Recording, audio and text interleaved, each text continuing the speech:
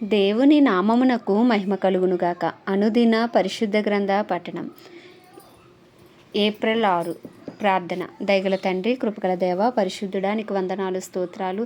గడిచిన దినములో నీ కృపలో జ్ఞాపకం చేసుకుని మరొక నూతన దినము మాకు దయచేసినందుకు మీకు వందనాలు ప్రభా. ఈ దినం వాక్యం చదువుతుండగా నీ ఆత్మతో నింపి నడిపించండి. వినిన వాక్యం హృదయంలో ఫలింపు దయచేయండి. వాక్యానుసారంగా జీవించే కృపను దయచేయండి ప్రభా. వాక్యం ద్వారా మాతో మాట్లాడమని యేసుక్రీస్తు అతి పరిశుద్ధ నామములో అడిగి వేడుకొంచున్నాం మా పరమ తండ్రి. ఆమేన్. మొదటి సమూయేలు గ్రంథము 17-18 అధ్యాయములు. 17వ అధ్యాయము.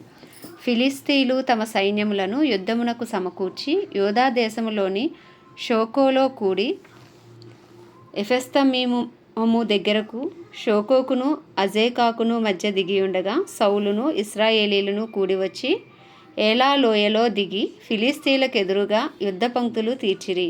ఫిలిస్తీయులు ఆ తట్టు పర్వతము మీదను ఇశ్రాయేలీలు ఈ తట్టు పర్వతము మీదను నిలిచి ఉండగా ఉభయుల మధ్యను ఒక లోయ ఉండెను. గాతు వాడైన గొల్యాతు అను శూరుడొకడు ఫిలిస్తీయుల దండులో నుండి బయలుదేరుచుండెను. అతడు 6 మోళ్ల జేనడు ఎత్తు మనిషి. అతని తల మీద రాగి శిరస్త్రాణం ఉండెను. అతడు యుద్ధ కవచము ధరించి ఉండెను. ఆ కవచము 5,000 తులముల రాగి ఎత్తుగలది. మరియు అతని కాళ్లకు రాగి కవచమును అతని భుజముల మధ్యను రాగి బల్లెమొకటి ఉండెను. అతని ఈటె కర్ర నేతగాని దోణి అంత పెద్దది. మరియు అతని ఈటె కొన 600 తులముల ఇనుము ఎత్తుగలది. ఒకడు డాలును మోయిచు అతని ముందర పోవుచుండెను. అతడు నిలిచి ఇశ్రాయేలీల దండువారిని పిలిచి, యుద్ధ పంక్తులు తీర్చుటకే మీరెందుకు బయలుదేరి వచ్చితిరి? నేను ఫిలిస్తీయుడను కానా? మీరు సౌలు దాసులు కారా? మీ పక్షముగా ఒకనిని ఏర్పరచుకొని అతను నా యొద్దకు పంపుడి. అతడు నాతో పోట్లాడి నన్ను చంపగలిగిన ఎడల మేము మీకు దాసులు మగుదుము. నేను అతని జయించి చంపిన ఎడల మీరు మాకు దాసులై మాకు దాస్యము చేయుదురు. ఈ దినమున నేను ఇశ్రాయేలీల సైన్యములను తిరస్కరించుచున్నాను. ఒకని నియమించిన ఎడల వాడును నేనును పోట్లాడుదామని ఆ ఫిలిస్తీయుడు చెప్పుచూ వచ్చెను. సౌలును ఇశ్రాయేలీలందరూ ఆ ఫిలిస్తీయుని మాటలు వినినప్పుడు బహుభీతులైరి. దావీదు యూదా బెత్లెహేము వాడగు ఎఫ్రాతీయుడైన యెషయి అనువాని కుమారుడు. యెషయికి 8 కుమారులుండిరి. అతడు సౌలు కాలమందు జనులలో ముసలివాడై ఉండెను. అయితే యెషయి యొక్క 3 పెద్ద కుమారులు యుద్ధమునకు సౌలు వెంటను పోయి ఉండిరి. యుద్ధమునకు పోయిన అతని 3 కుమారుల పేరులు ఏమనగా, జ్యేష్ఠుడు ఏలియాబు, 2వవాడు అబీనాదాబు, 3వవాడు షమ్మా. దావీదు కనిష్ఠుడు. పెద్దవారైన 3 సౌలు వెంటను పోయి ఉండిరి గాని దావీదు బెత్లెహేములో తన తండ్రి గొర్రెలను మేపుచూ సౌలు నొద్దకు తిరిగి పోవచ్చు వచ్చుచూ ఉండెను. ఆ ఫిలిస్తీయుడు ఉదయమునను సాయంత్రమునను బయలుదేరుచు 40 దినములు తను తాను అగుపరుచుకొనుచూ వచ్చెను. యెషయి తన కుమారుడైన దావీదును పిలిచి, నీ సహోదరుల కొరకు వేయించిన ఈ గోధుమలలో ఒక తూమెడను, ఈ 10 రొట్టెలను తీసుకుని దండులో ఉన్న నీ సహోదరుల దగ్గరకు త్వరగా పొమ్ము. మరియు ఈ 10 జున్నుగడ్డలు తీసుకుని పోయి వారి సహస్రాధిపతికి ఇమ్ము. నీ సహోదరులు క్షేమముగా ఉన్నారో లేదో సంగతి తెలుసుకుని వారి యొద్ద నుండి ఆనవాలొకటి తీసుకుని రమ్మని చెప్పి పంపివేశను. సౌలును వారును ఇశ్రాయేలీలందరూ ఏలా లోయలో ఫిలిస్తీయులతో యుద్ధము చేయుచుండగా దావీదు ఉదయమున లేచి ఒక కాపరికి గొర్రెలను అప్పగించి ఆ వస్తువులను తీసుకుని యెషయి తనకిచ్చిన ఆజ్ఞ చొప్పున ప్రయాణమైపోయాను. అయితే అతడు కందకమునకు వచ్చినప్పటికీ వారును వీరును పంక్తులుగా తీరి జయము జయమని అరుచుచూ యుద్ధమునకు సాగుచుండిరి. సైన్యమునకు ఎదురే ఇశ్రాయేలీలను ఫిలిస్తీయులను యుద్ధ సన్నద్ధులై బయలుదేరుచుండిరి. దావీదు తాను తెచ్చిన వస్తువులను సామాగ్రిని కనిపెట్టువాని వశము చేసి పరిగెత్తిపోయి సైన్యంలో చొచ్చి కుశల ప్రశ్నలను తన సహోదరులను అడిగాను. అతడు వారితో మాట్లాడుచుండగా గాతు, ఫిలిస్తీయుడైన గొల్యాతు అను శూరుడు ఫిలిస్తీయుల సైన్యంలో నుండి వచ్చి పై చెప్పిన మాటల చొప్పున పలుకగా దావీదు వినెను. ఇశ్రాయేలీలందరూ ఆ మనుషుని చూచి మిక్కిలి భయపడి వాని ఎదుట నుండి పారిపోగా ఇశ్రాయేలీలలో ఒకడు వచ్చుచున్న ఆ మనిషిని చూచితిరే, నిజముగా ఇశ్రాయేలీలను తిరస్కరించుటకై వాడు బయలుదేరుచున్నాడు. వానిని చంపిన వానికి రాజు బహుగా ఐశ్వర్యము కలగజేసి తన కుమార్తెనిచ్చి పెండ్లి చేసి వాని తండ్రి ఇంటివారిని ఇశ్రాయేలీలలో స్వతంత్రులుగా చేయుననగా, దావీదు జీవము గల దేవుని సైన్యములను తిరస్కరించుటకు ఈ సున్నతి లేని ఫిలిస్తీయుడు ఎంతటివాడు? వాని చంపి ఇశ్రాయేలీల నుండి ఈ నింద తొలగించిన వానికి బహుమతి ఏమని తన యొద్ద నిలిచిన వారిని అడుగగా, జనులు వాని చంపిన వానికి ఇట్లిట్లు చేయబడునని అతనికి ఉత్తరమిచ్చిరి. అతడు వారితో మాట్లాడున్నది అతని పెద్దయగు పెద్ద అన్నయ్యకు ఏలియాబునకు వినబడగా ఏలియాబునకు దావీదు మీద కోపం వచ్చి, అతనితో నీవిక్కడికి ఎందుకు వచ్చితివి? అరణ్యములోని ఆ చిన్న గొర్రె మందను ఎవరి వశము చేసితివి? నీ గర్వమును నీ హృదయపు చెడుతనమును నేను ఎరుగుదును. యుద్ధము చూచుటకే కదా నీవు వచ్చితివి అనెను. అందుకు దావీదు, నేనేమి చేసి తిని మాట మాత్రం పలికితేనని చెప్పి అతని యొద్ద నుండి తొలగి తిరిగి మరి ఒకని ఆ ప్రకారముగా అడుగగా జనులు వానికి అదే ప్రకారము ప్రత్యుత్తరమిచ్చిరి. దావీదు చెప్పిన మాటలు నలుగురికి తెలియగా జనులు ఆ సంగతి సౌలుతో తెలియజెప్పిరి కనుక అతడు దావీదును పిలువనంపెను. ఈ ఫిలిస్తీను బట్టి ఎవరి మనసును కృంగ నిమిత్తము లేదు. మీ దాసుడనైన నేను వానితో పోట్లాడుదునని దావీదు సౌలుతో అనగా, సౌలు, ఈ ఫిలిస్తీను ఎదుర్కొని వానితో పోట్లాడుటకు నీకు బలము చాలదు, నీవు బాలుడవు, వాడు బాల్యము నుండి యుద్ధాభ్యాసము చేసిన వాడని దావీదుతో అనెను. అందుకు దావీదు సౌలుతో ఇట్లనెను, మీ దాసుడనైన నేను నా తండ్రి యొక్క గొర్రెలను కాయుచుండి సింహమును ఎలుకబంటియును వచ్చి మందలో నుండి ఒక గొర్రె పిల్లను ఎత్తుకొని పోవుచుండగా నేను దానిని తరిమి చంపి దాని నోట నుండి ఆ గొర్రెను విడిపించితిమి. అది నా మీదకి రాగా దాని గడ్డము పట్టుకుని దానిని కొట్టి చంపితిని. మీ దాసుడనైన నేను ఆ సింహమును ఎలుకబంటిని చంపితినే. జీవము గల దేవుని సైన్యములను తిరస్కరించిన ఈ సున్నతి లేని ఫిలిస్తీయుడు వాటిలో ఒక దాని వలె అగుననియు, సింహము యొక్క బలము నుండి ఎలుకబంటి యొక్క బలము నుండి నన్ను రక్షించిన యెహోవా ఈ ఫిలిస్తీను చేతిలో నుండి కూడాను నన్ను విడిపించుననియు చెప్పెను. అందుకు సౌలు, పొమ్ము, యెహోవా నీకు తోడుగా ఉండునుగాక అని దావీదుతో అనెను.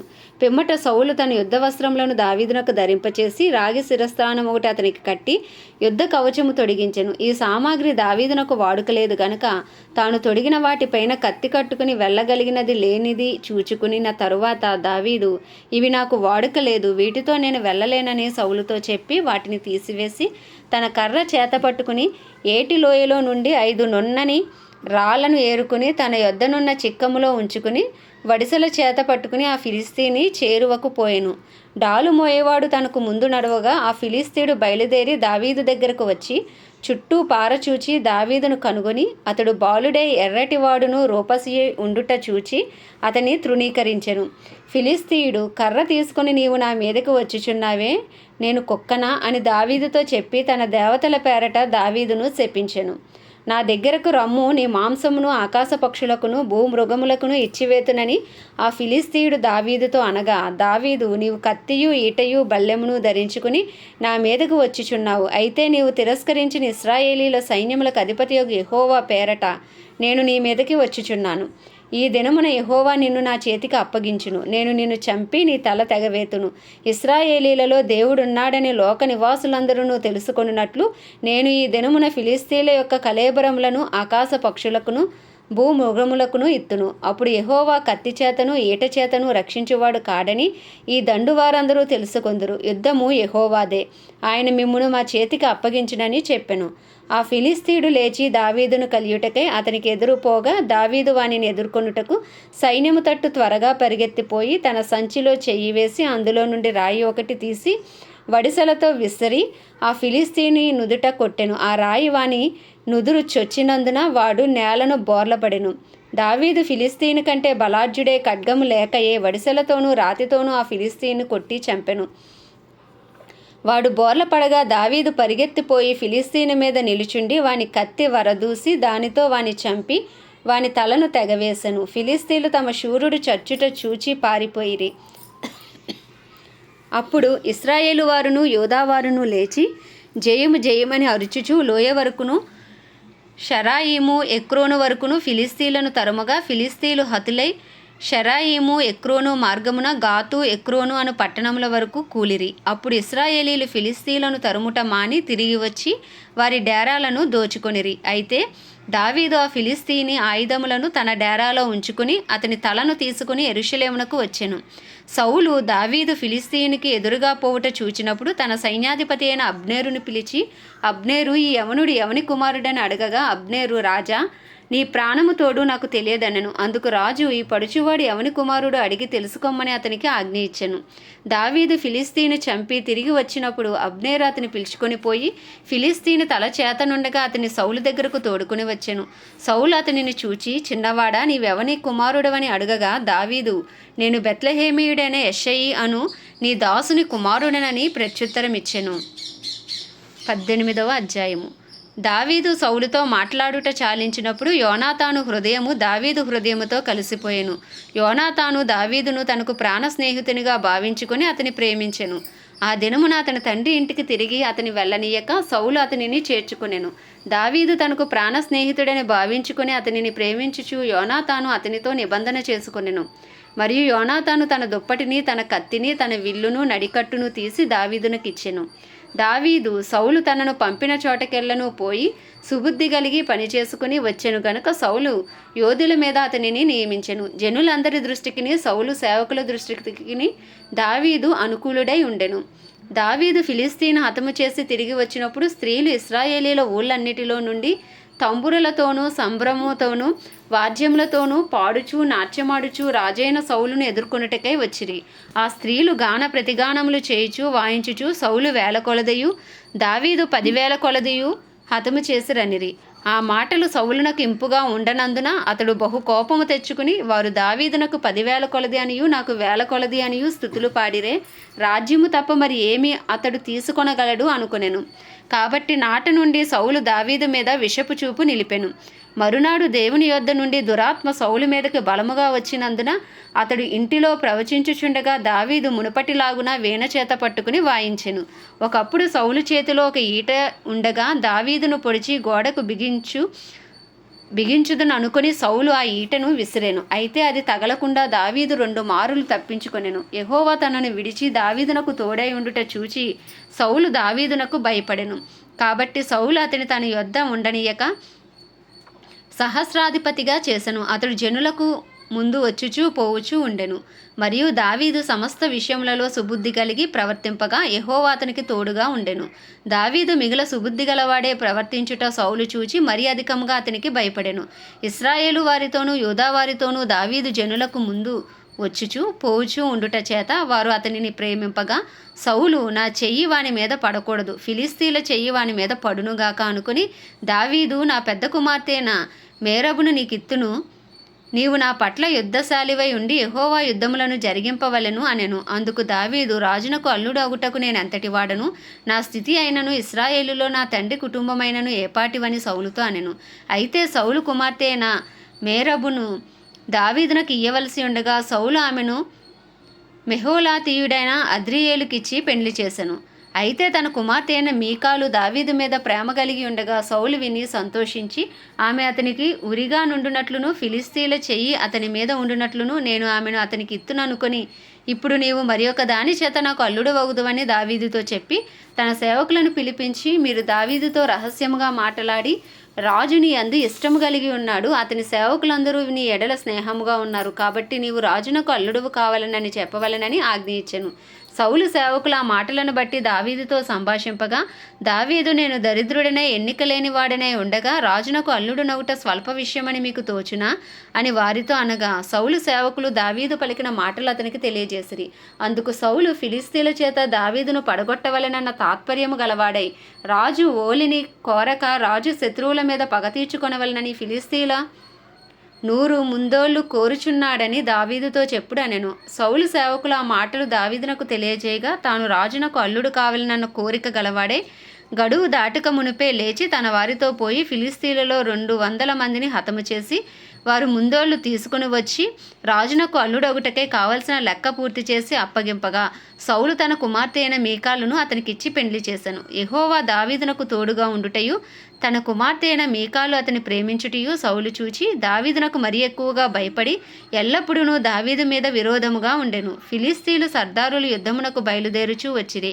వారు బయలుదేరినప్పుడెల్లను దావీదు బహు వివేకము కలిగి ప్రవర్తించుచు రాగా సౌలు సేవకులందరికంటే అతని పేరు బహు ప్రసిద్ధికెక్కెను. ఆమేన్. దేవుడి పరిశుద్ధ వాక్యము మన వినికిడిలో దీవించునుగాక. ప్రార్థన. దయగల తండ్రి, కృపగల దేవ, పరిశుద్ధుడానికి వందనాలు, స్తోత్రాలు. జీవాధిపతి, న్యాయాధిపతి, మృత్యుంజయుడ, మహాగణుడ, మహిమా ఘనతకు అర్హుడా, యోగ్యుడా, పూజ్యుడానికి వందనాలు, స్తోత్రాలు. ప్రభా అయా నీకు వందనాలు ప్రభా. ఇగో వినిన వాక్యం మా హృదయాల్లో ఫలింప చేయండి నాయన. వాక్యము ద్వారా మమ్మల్ని బలపరచండి. వాక్యమై ఉన్న దేవుడవు తండ్రి, నీ వాక్యపు వెలుగులో నడిచే కృపను మాకు దయచేయండి నాయన. నీ కృప కొరకు వందనాలు, నీ దయ కొరకు వందనాలు నాయన. మా అపరాధములు మా పాపములు దయతో క్షమించండి అయ్యా. నీ కృపను మాకు తోడుగా ఉంచండి. నీ కృపను మాకు తోడుగా ఉంచిన మా కుటుంబస్తుల పాపములు సైతం నాయన మీరు దయతో క్షమించండి, మీ పరిశుద్ధ రక్తంతో కడిగి శుద్ధీకరించండి. దినమంతా నాయన మమ్మల్ని బలపరిచి వాడుకోండి. నీ చిత్తానుసారులుగా, నీ హృదయానుసారులుగా అయా మమ్మల్ని చేయండి ప్రభా. అయా తండ్రి నీకు వందనాలు, స్తోత్రాలు. మమ్మల్ని, మా కుటుంబాలను, మా ఇరుగు పొరుగు అయ్యా మా బంధువులు, స్నేహితులు అందరినీ మీ హస్తాలకు అప్పచెప్పుకుంటున్నాం. నీ కృప కలుగునుగాక. అయ్యా నీ సన్నిధి కాంతి మా మీద ప్రకాశించబడునుగాక. తండ్రి నీకు వందనాలు, స్తోత్రాలు. అందరికీ నాయన గొప్ప రక్షణ భాగ్యము దయచేయమని వేడుకుంటున్నాం. మా పట్టణాన్ని జ్ఞాపకం చేసుకోండి, మా రాష్ట్రాన్ని జ్ఞాపకం చేసుకోండి, మా దేశాన్ని మీరు జ్ఞాపకం చేసుకోండి. 144 కోట్ల భారతదేశ ప్రజలకు గొప్ప రక్షణ కలుగునుగాక. వారి మనోనేత్రాలు వెలిగించబడునుగాక, వారి హృదయాలు తెరవబడునుగాక. అయ్యా తండ్రి నీ కృప విస్తరించునుగాక. తండ్రి నీకు వందనాలు, స్తోత్రాలు చెల్లించుకుంటున్నాం. ఏ ఒక్క ఆత్మ నశించిపోకుండా నీ కృపను విస్తరింపచేసి రక్షించమని వేడుకుంటున్నాం ప్రభా. అయా ప్రపంచ దేశాలన్నింటినీ జ్ఞాపకం చేసుకొని వాటిని పరిపాలిస్తున్న రాజులను, వారి కింద పనిచేసిన అధికారులకు నీ కృప కలుగునుగాక ప్రభా. నీతి న్యాయంతో పరిపాలించడానికి కావాల్సిన జ్ఞాన వివేకములను మీరు అనుగ్రహించండి తండ్రి. దైవజనులందరినీ మీ హస్తాలకు అప్పచెప్పుకుంటున్నాం ప్రభా. రాకపోకలోని కాపుదల, భద్రత ఉంచండి. వెళ్తున్న వాహనాలపై రక్త ప్రోక్షణ ఉంచండి ప్రభా. ధైర్యముగా వాక్యమును బోధించడానికి వారికి కావాల్సిన అనుకూల సమయంలో వారికి అనుగ్రహించండి తండ్రి. వారి కుటుంబాలన్నింటినీ నీ రక్త ప్రోక్షణ కింద ఉంచమని ప్రార్థిస్తున్నాం ప్రభా. అయ్యా అలాగే తండ్రి దేవ క్రైస్తవులందరినీ మీరు రూపాంతరపరచండి, నీ రూపులోకి మార్చండి. డినామినేషన్స్ భేదాలు తొలగించండి ప్రభా. అందరూ పరిశుద్ధాత్మ పూర్ణులై ప్రభా. అయ్యా తండ్రి నీ శక్తితో, నీ బలముతో నాయన ప్రతి ఒక్కడు సువార్థికులుగా మార్చబడుదురుగాక తండ్రి. అనేక మందికి సువార్త ప్రకటించే వీరులుగా నాయన ప్రతి ఒక్క నాయన క్రైస్తవుని మీరు మార్చమని ప్రార్థిస్తున్నాం. స్త్రీలందరినీ మీరు అయ్యా రోదన చేయు స్త్రీలాగా మీరు మార్చండి ప్రభా తండ్రి. నీ సన్నిధిలో రోధించుచు అయ్యా అంగలార్చే స్త్రీలను మీరు లేపమని ప్రార్థిస్తున్నాం ప్రభా. నీకే వందనాలు, స్తోత్రాలు. ప్రపంచ దేశాలన్నిటినీ, వాటిని పరిపాలిస్తున్న రాజులకు, వారిని కింద పనిచేసిన అధికారులకు కూడా నీ కృపను విస్తరింపచేసి సమస్త మానవాళికి గొప్ప రక్షణ కలుగజేయమని ప్రార్థిస్తున్నాం తండ్రి. ప్రత్యేకించి ఈరోజు హంగేరీ దేశం కొరకు ప్రార్థిస్తున్నాం ప్రభా. హంగేరీ దేశంపై నీ కృప కలుగునుగాక. ఈ దేశ ప్రజల మనోనేత్రాలు తెరవబడునుగాక, వీరి హృదయాలు తెరవబడునుగాక, వీరి చెవులు తెరవబడునుగాక, సువార్త కొరకు వీరి గృహాలు తెరవబడునుగాక. ఈ దేశ నాయకులకు గొప్ప రక్షణ కలుగునుగాక. ఈ దేశంలో ఉన్న దైవజనులను బలపరిచి ఏకాత్మ అనుగ్రహించి వాడుకోండి. ఈ దేశంలో ఉన్న క్రైస్తవులందరినీ బలపరిచి వాడుకోండి నాయన. ఇంక హంగేరీ దేశాన్ని ఈ దినమున మీ హస్తాలకు అప్పచెప్పుకుంటున్నాం. నీ చిత్తం పరలోకంలో నెరవేర్చబడుతున్నట్లు ఈ హంగేరీ దేశంలో నీ చిత్తము జరుగునుగాక, నీ రాజ్యం వచ్చునుగాక అని ప్రార్థిస్తున్నాం తండ్రి. నీకే వందనాలు, స్తోత్రాలు, స్తుతులు చెల్లించుకుంటూ ప్రభా అయ్యే చిన్ని ప్రార్థనమని నీ పాద సన్నిధికి చేర్చుకోమని యేసుక్రీస్తు అతి పరిశుద్ధ నామంలో అడిగి వేడుకొంచున్నాం మా పరమ తండ్రి. ఆమెన్. పరలోకమందున మా తండ్రి నీ నామం పరిశుద్ధపరచబడునుగాక, నీ రాజ్యము వచ్చునుగాక, నీ చిత్తము పరలోకమందు నెరవేరబడుచున్నట్టు భూమి అందులో నెరవేర్చబడునుగాక. మా అనుదిన ఆహారం నేడు మాకు దయచేయము. మళ్ళీ అపరాధం చేసిన వాడిని మేము క్షమించిన ప్రకారం అపరాధములు క్షమించము. శోధనలోకి తేక దుష్టుడి భార్య నుండి మమ్మల్ని తప్పించము. ఎందుకంటే రాజ్యము, బలమును, మహిమయు నీవే ఉన్నవి. ఆమెన్. ప్రభు యేసు రక్తమే జయం, ప్రభు యేసు వాక్యమే విజయం, ప్రభు యేసు నామములో సంపూర్ణ విజయము కలుగునుగాక. Amen, amen, amen.